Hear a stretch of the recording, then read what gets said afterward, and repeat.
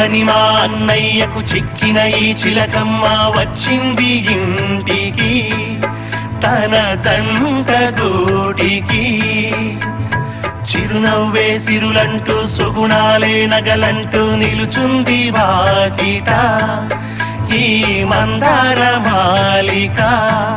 సిరి వెన్నెలంటి చెలిమిని మాకు పంచగా నెలవంక ఇలకు చేన చిన్న వదినగా.